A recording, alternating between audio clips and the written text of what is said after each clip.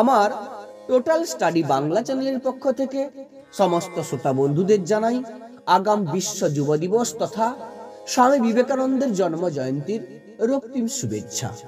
আজকে আমি তোমাদের সামনে উপস্থাপন করব বিশ্ব যুব দিবস তথা স্বামী বিবেকানন্দের জন্ম জয়ন্তী উপলক্ষে সহজ সরল এক বক্তব্য।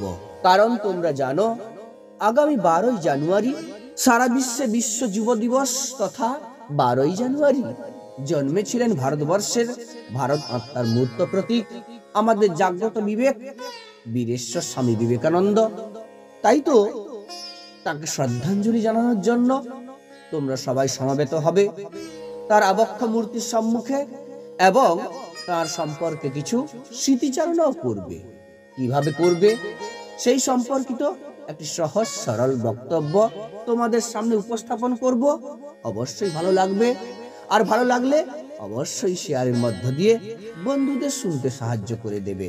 শুরু করছি আমি স্বামী বিবেকানন্দের জন্ম জয়ন্তী ও জাতীয় যুব দিবস সম্পর্কিত সহজ সরল বক্তব্য।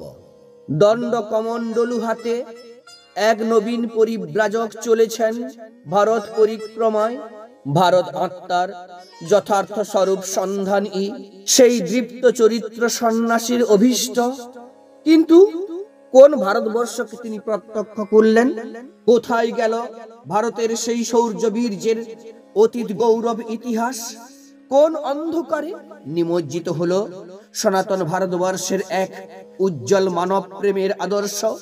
ভারতের সর্বত্রই আজ সীমাহীন দারিদ্র, পরাধীনতার গাঢ় অন্ধকার, পরানুকরণ মত্ততা, দাস ও সুলভ দুর্বলতা, অস্পৃশ্যতার রাহুগ্রাস। সন্ন্যাসীর অন্তরাত্মা কেঁদে উঠল। কে এই সন্ন্যাসী যিনি দরিদ্র মানুষের মধ্যেই ঈশ্বরের অস্তিত্ব অনুভব করলেন?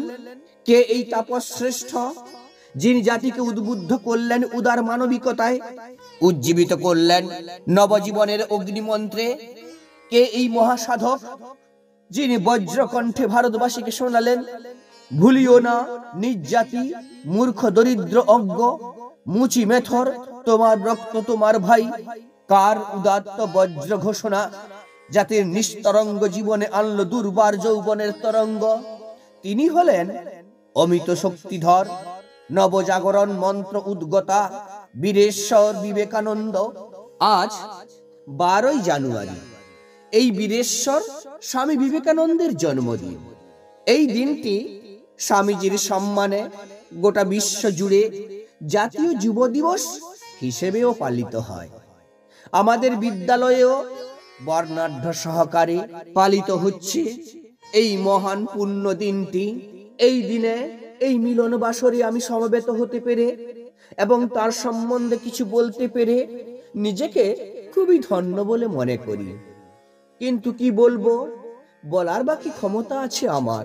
কারণ এই মহাজ্ঞান তপস্বীর স্মৃতিচারণা করা আর অথৈ সাগরে পাড়ি দেওয়া দুইই দুঃসাধ্য কাজ।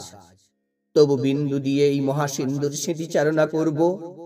এই মহতি অনুষ্ঠানে প্রথমে প্রণাম জানাই স্বামী বিবেকানন্দের আবক্ষ মূর্তির চরণ পদ্মে। উপবিষ্ট আমার প্রিয় শিক্ষক শিক্ষিকা সহ সমবেত সভ্য মণ্ডলীদের নমস্কার জানাই, ভালোবাসা জানাই সবার সামনে বসে থাকা আমার সহপাঠী ও ছোট ছোট ভাই বোনেদের। 1863 সাল 12ই জানুয়ারি মকর সংক্রান্তির দিন সকাল 6:33 কলকাতার শিমুলিয়া পল্লীতে বিবেকানন্দের জন্ম হয়। পিতা বিশ্বনাথ দত্ত ও মাতা ভুবনেশ্বরী দেবী। কথিত আছে জননী ভুবনেশ্বরী দেবী কাশীর বিশ্বেশ্বর বিশ্বনাথের নিকট পুত্র কামনা করেছিলেন, আর বিশ্বেশ্বর বিশ্বনাথ বলেন তিনি তার গর্ভে পুত্ররূপে জন্ম নেবেন। আর বোধহয় শিবের মানব রূপ হলো আমাদের নররূপী ভগবান স্বামী বিবেকানন্দ। পিতার যুক্তিবাদী মন ও মাতার ধর্মীয় চেতনা এবং সর্বোপরি শ্রী রামকৃষ্ণের তেজস্বিতাই বিবেকানন্দ স্বামীজিতে পরিণত হন। স্বামী বিবেকানন্দ ছিলেন একজন অসাধারণ প্রতিভাধর মানুষ।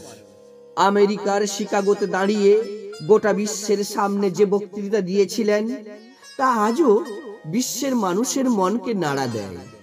পরাধীন দরিদ্র অজ্ঞ ভারতবর্ষকে স্বাধীন করার জন্য যুব সমাজকে জেগে উঠতে আহ্বান জানিয়েছিলেন। বলেছিলেন, তুমি জন্ম হইতে মায়ের জন্য বলি প্রদত্ত।